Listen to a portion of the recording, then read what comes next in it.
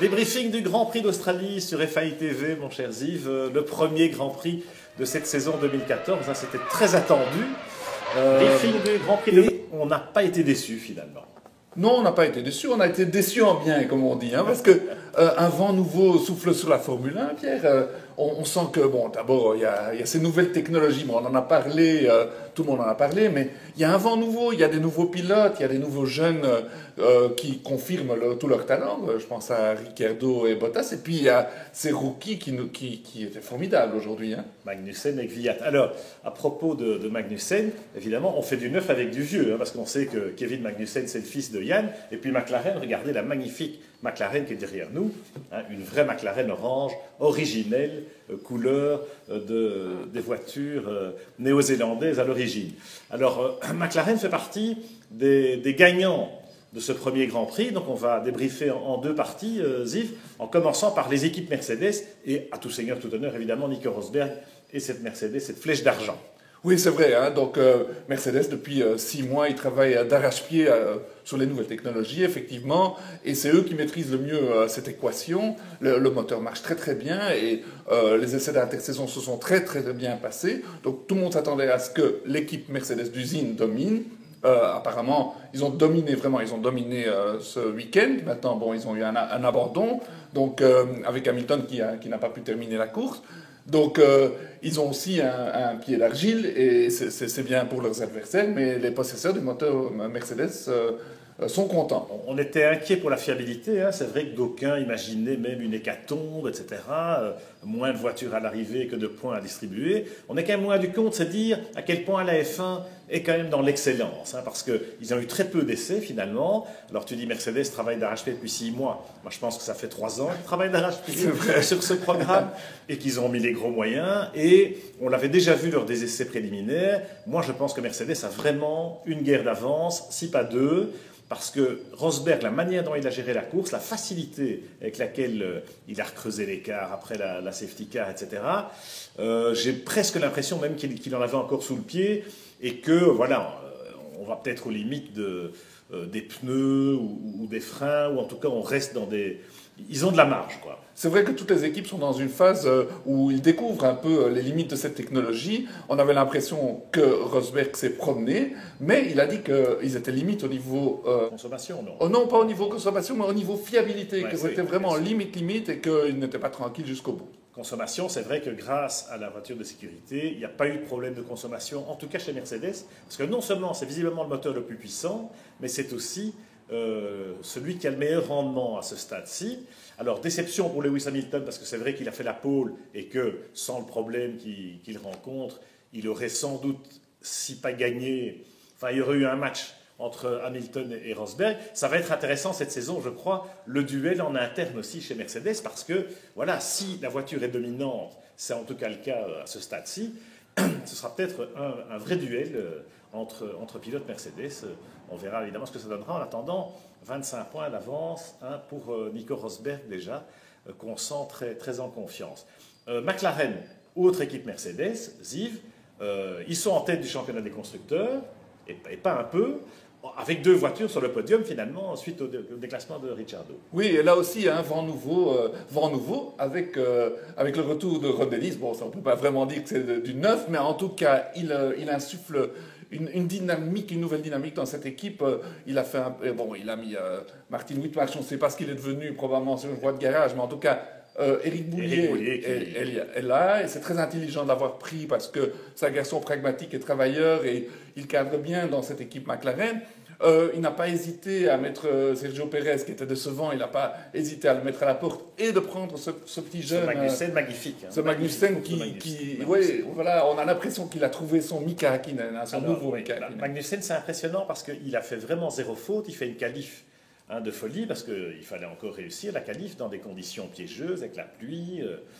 Il se qualifie en 2e ligne quand même, hein, alors que Button est passé à côté de la Q3. En course, au départ, il a failli se louper, vous avez vu dans ce changement de direction, là, au moment où on met les gaz, et voilà, il a failli la perdre vraiment dans les premiers mètres de course, mais après, 0 faute, impeccable, il a mis la pression sur Ricciardo jusqu'au bout, enfin vraiment impressionnant. Et quelle maturité, hein, jeune gamin, 21 ans, et il sait tout faire, il ne fait pas d'erreur tout un week-end. Il ne faut pas oublier, c'est son premier Grand Prix, c'est un vrai rookie. Et donc, c'est très, très réjouissant de voir un jeune éclore de la sorte. Alors, Jenson Button aussi fait une belle course parce qu'en qualif, il n'a pas de chance vraiment. Hein. C'est au moment où il fait son tour rapide qu'il y a les drapeaux jaunes à cause de Kimi, si je me souviens bien. Et donc, voilà, il se retrouve 11e. Et de nouveau, opportuniste, fin stratège. Finalement, en fin de course, il aurait pu revenir, je pense, au Magnussen, mais il avait changé de pneu un peu avant. Et les Pirelli sont très constants cette année, mais il y a quand même de l'usure, hein, surtout avec les gommes tendres. Et les médiums, en fin de course, étaient quand même moins rapides. Et la piste était détériorée à ce moment-là, donc voilà. Mais Button qui est là et qui complète quelque part le succès McLaren. Oui, on peut parier que Button va faire une belle saison, parce qu'avec son expérience à Vista et sa finesse, là, il nous a prouvé de nouveau hein, qu'il était très clairvoyant, c'est-à-dire que voilà, il a pu rentrer au bon moment, la safety car était sortie, il est rentré au bon moment et il passe de 11 à 4, donc et génial. Puis Magnussen va le maintenir éveillé, hein, Comment Jenson, donc j'ai pas d'inquiétude là-dessus. Autre équipe Mercedes qu'on attendait beaucoup, c'est Williams, évidemment. Magnifique, hein, Williams dans leur livrée Martini.